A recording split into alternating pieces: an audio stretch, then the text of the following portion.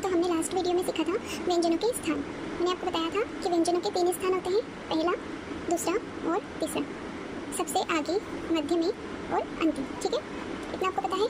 आज हम सीखने वाले हैं कि व्यंजनों को आपस में कैसे मिलाते हैं, दो व्यंजन को। ठीक है, तो सबसे पहले अपने को क्या ध्यान रखना होगा कि व्यंजन की दिशाएँ क्या है। ठीक है, व्यंजनों की दिशाएँ हमें ध्यान रखनी पड़ेगी। सबसे पहले तो हमें एक चीज़ का ये ध्यान रखना है कि पहला व्यंजन अगर अग्रगामी आता है और दूसरा व्यंजन ऊर्ध्वगामी आता है। मैंने आपको ये बता दिया कि अग्रगामी और ऊर्ध्वगामी क्या होता है। ठीक है, तो हमेशा अपन क्या करेंगे, अग्रगामी जो व्यंजन रहेगा वो लाइन पे बनेगा, जैसे कि अग्रगामी व्यंजन ये जो लाइन पे बनेगा, और ऊर्ध्वगामी जो व्यंजन है वो कैसे बनेगा, ऊपर जाएगा। ठीक है, जैसे कि मैंने लिखा कर, मैंने लिखा मर, गर। ठीक है, तो ये कैसे व्यंजन हो गए, अग्रगामी और ऊर्ध्वगामी। अग्रगामी मतलब मैंने आपको बताया था पीछे से आगे की ओर, और ऊर्ध्वगामी मतलब नीचे से ऊपर की ओर जाने वाला। ठीक है, अब दूसरा हम सीखेंगे हम कि अगर पहला व्यंजन अग्रगामी है और दूसरा अधोगामी है। ठीक है, तो हम कैसे लिखेंगे उसको।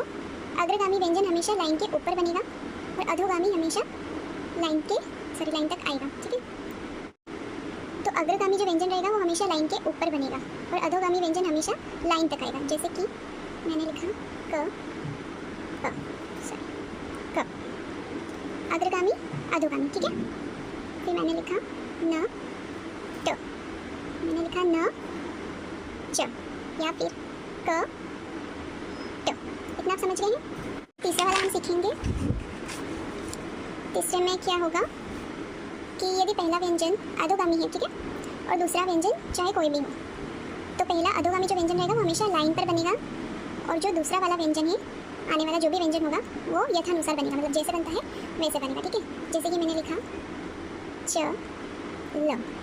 ठीक है, पहला अधोगामी, और ये फिर कोई भी आ सकता है। अभी जो ये आया ऊर्ध्वगामी आया। ठीक है, फिर मैंने लिखा है ज म, फिर ट म। इसके बाद एक और एग्जाम्पल ले लेते हैं, प ल, या फिर प ग। ठीक है, आगे आपको इतना समझ में, ये सब हमने एग्जाम्पल के थ्रू अभी बस समझा है। अब इसके बाद हमें चौथी चीज़ ध्यान में रखनी है कि अगर पहला व्यंजन ऊर्ध्वगामी आता है, ऊर्ध्वगामी पता है ना, नीचे से ऊपर की ओर जाने वाला, इसके बाद कोई भी व्यंजन आए तो पहला जो ऊर्ध्वगामी व्यंजन रहेगा वो लाइन से प्रारंभ होगा और आने वाला व्यंजन है वो यथानुसार बनेगा। ठीक है, जैसे कि पहला आया ऊर्ध्वगामी, तो अपन लेते हैं र ट।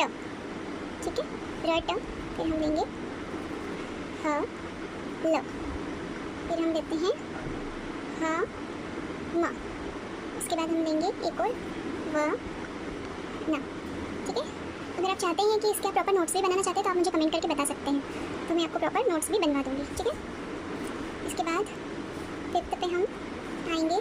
फिफ्थ में हमें ये याद रखना है कि अगर पहला व्यंजन अग्रगामी है और दूसरा व्यंजन भी अग्रगामी है, मतलब दोनों ही अग्रगामी है, तो पहला व्यंजन अग्रगामी लाइन पर तथा दूसरा अग्रगामी व्यंजन भी लाइन पर ही बनेगा। ठीक है, जैसे बनता है वैसे बनेगा, उसकी दिशा के अकॉर्डिंग। जैसे कि हम लेते हैं क न, फिर हम लिखेंगे म ग, एक और ले लेते हैं न ग।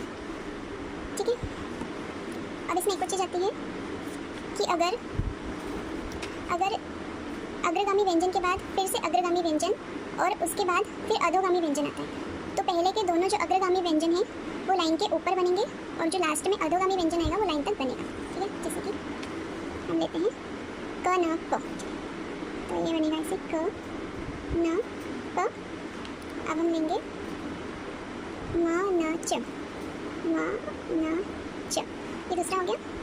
इस वाले को ले लेते हैं अपन म ग ज, म ग ज। ठीक है, अब एक और चीज़ हमें ध्यान रखनी पड़ेगी यहाँ पे कि जैसे व्यंजनों की पुनरावृत्ति होती है। पुनरावृत्ति मतलब कि पहला जो व्यंजन आया है, पहले व्यंजन के बाद दूसरा व्यंजन भी वैसा ही आ गया, सेम टू सेम। ठीक है, तो हम कैसे बनाएंगे उसको, जैसे कि आ गया म।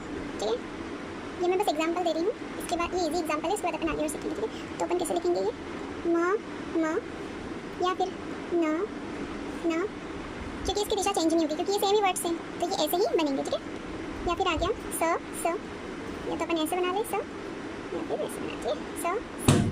इसके बाद अधोगामी का भी एक ले लेते हैं च, या फिर र। ठीक है, आई होप कि इतना आपको समझ में आ गया होगा। यदि अभी भी कोई कन्फ्यूज़न है तो आप मुझे कमेंट करके पूछ सकते हैं, ठीक है। सो आज के लिए इतना ही। Thank you.